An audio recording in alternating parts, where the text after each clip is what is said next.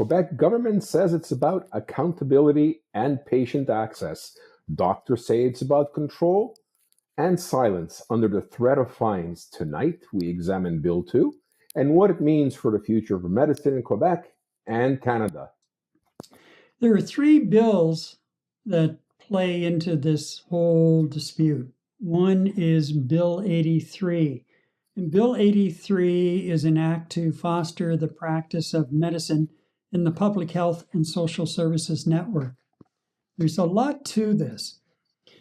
So what it does really is basically it governs new physicians in this province. It requires newly licensed doctors practice within the public system for a minimum of 5 years before becoming eligible to practice privately, like in the private clinics.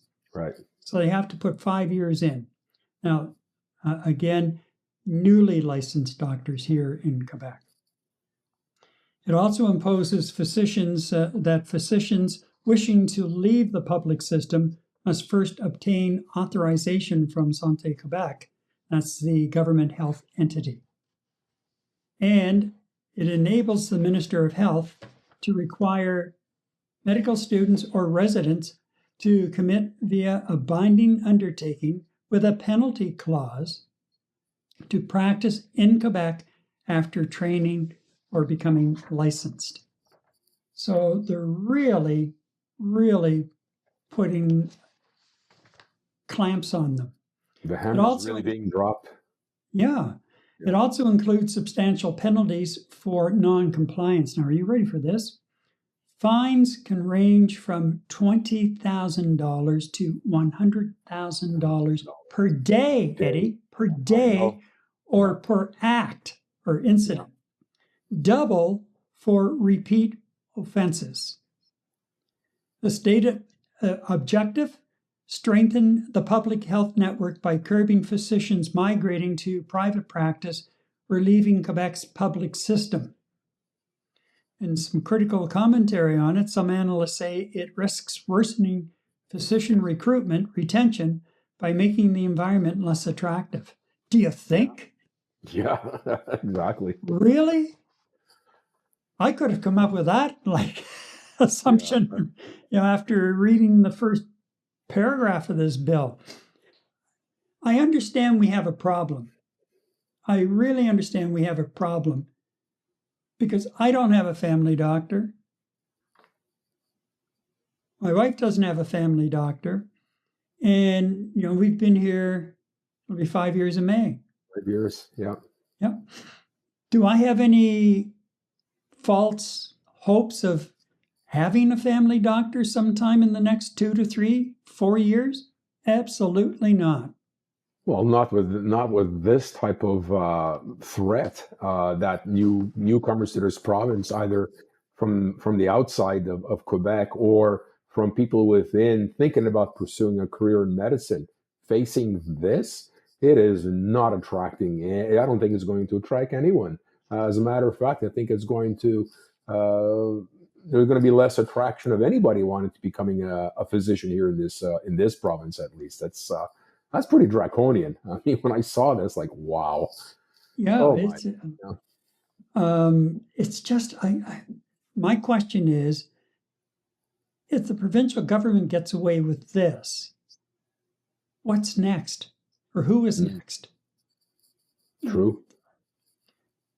Do they not realize how hard it is to recruit doctors?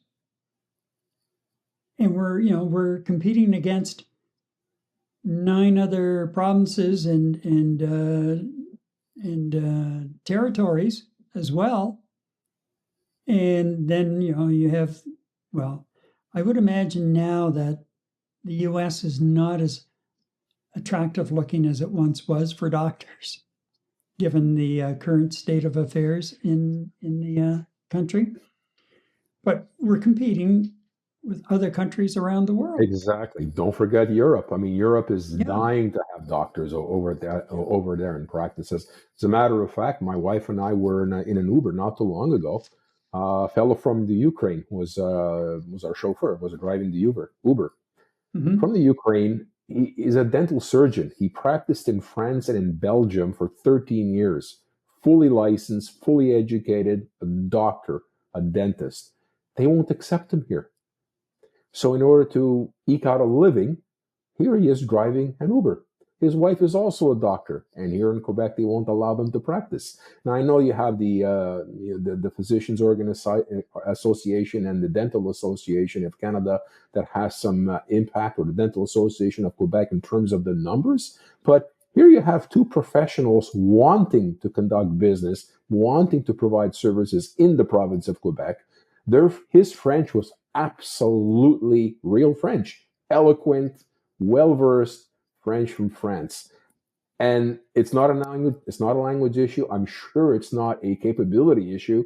It's just the way things are done in this province, where we turn people away that we actually need and could use to serve the public, and people that are willing to serve the public here. Yet the red tape and whatnot prevents that from happening. Whether it's anybody in the medical profession, I don't care if it's in psychology. I don't care if it's in as a surgeon, as a family doctor, as a dental surgeon, whatever the case is. We should be welcoming these people with open arms to actually be productive members of our society here, and serving the public. Yet you get this, Gary, and you kind of shake your head and say, what on God's green earth are you trying to accomplish here? I really don't know. Is this a last ditch Legault effort to try to get some brownie points? I don't think this is the right way of going about it. I just don't get it. It's just atrocious. Just after this hit the fan, what do I see going across a news ticker on TV? But Ford's extending a handshake to Quebec doctors, and he set up a toll-free line, 1-800-CALL Doug, or call Doug Ford or whatever. Yeah. And I know I was talking to someone in New Brunswick yesterday, and they have had a number of Quebec doctors inquiring about registering in the province of New Brunswick to set up practice.